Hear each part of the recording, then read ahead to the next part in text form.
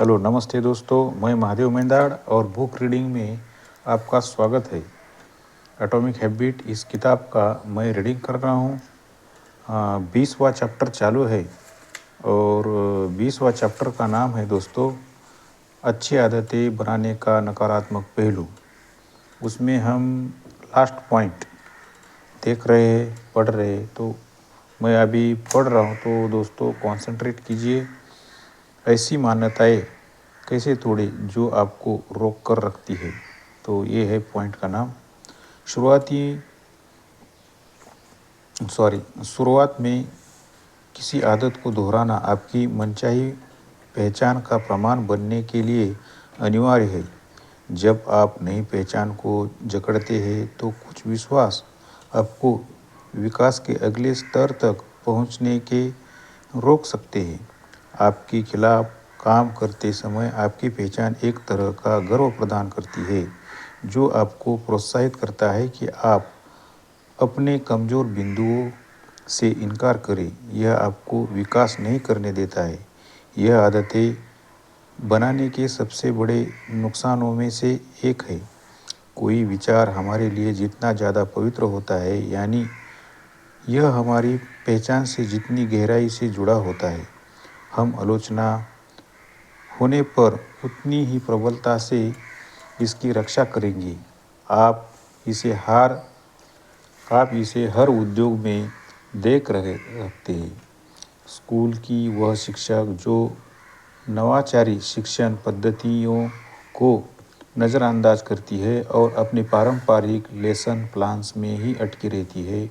वह वरिष्ठ मैनेजर जो चीज़ों को अपने तरीके से ही करने पर प्रतिसंकल्पित होता है। वह सर्जन जो अपने युवा सहकर्मियों के विचारों का खारिज कर देता है। वह बैंड जो ज़बरदस्त पहला एल्बम बनाता है और फिर लीक में फंस जाता है। हम किसी पहचान को जितना कसकर जकड़ते हैं, उसके आगे विकास करना उतना ही ज़्यादा मुश्किल हो जाता है। एक समाधान यह है कि हम अपनी पहचान के एक पहलुओं को अस्तित्व का बहुत बड़ा हिस्सा नहीं बनाने दें। निवेशक पॉल ग्राहम के शब्दों में, अपनी पहचान को छोटा रखें।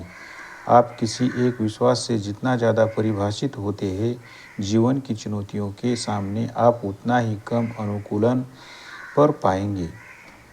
अगर आप अपनी पहचान को पॉइंट गार्ड या फर्म के पार्टनर या किसी दूसरी चीज़ होने से जोड़ देते हैं, तो आपके जीवन के उस पहलू के चले जाने से आप तबाह हो जाएंगे।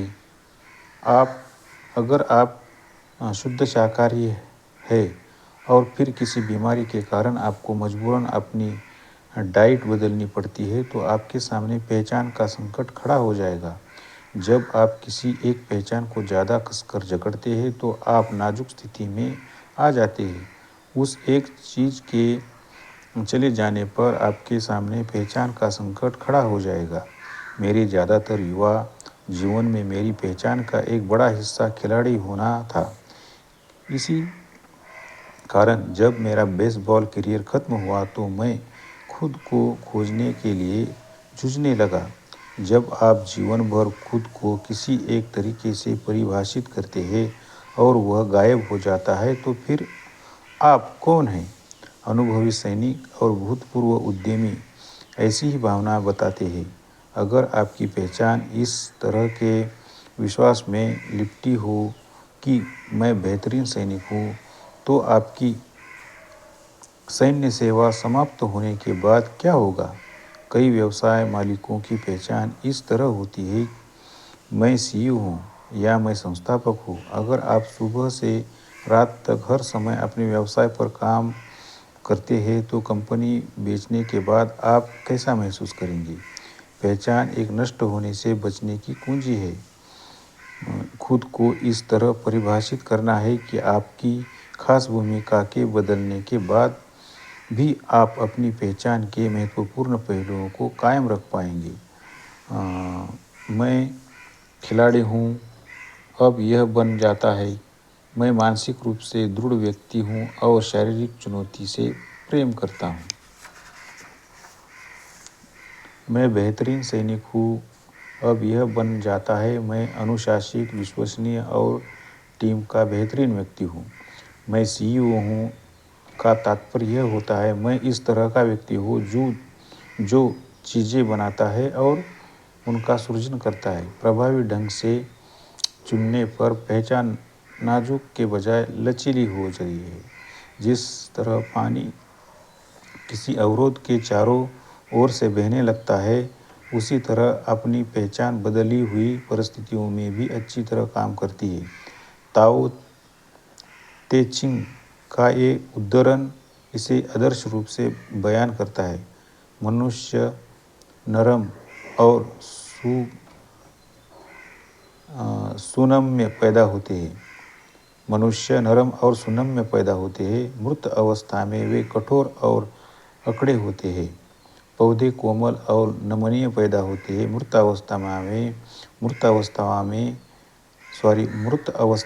वे भंगुर और सूखे होते हैं।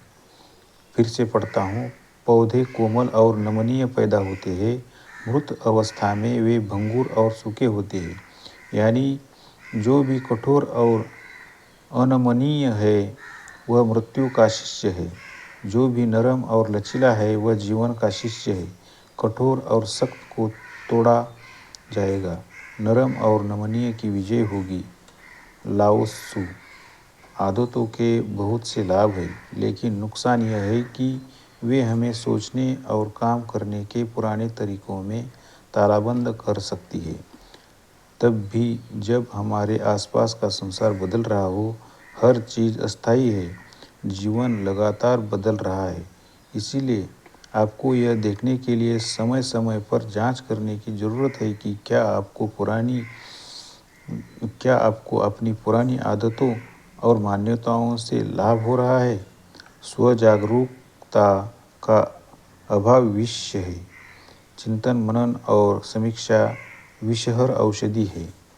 तो दोस्तों, अध्याय खत्म हुआ है। 20वां अध्याय खत्म हुआ है। अभी हम अध्याय का सार पढ़ेंगे।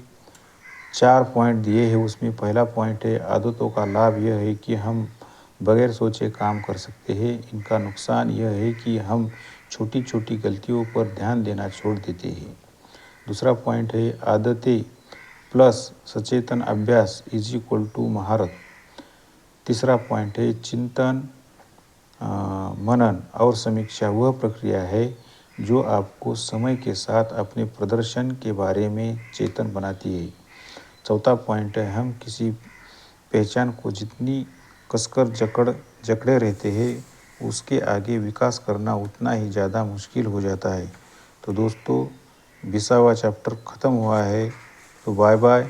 अभी ये चैप्टर पूरे एटॉमिक हैबिट के कंप्लीट हुए हैं। अभी चैप्टर ख़त्म होने के बाद लेखक ने एक निष्कर्ष बोल के एक नया चैप्टर दिया है। उसमें अभी ये चैप्टर नहीं है, लेकिन ये पॉइंट है।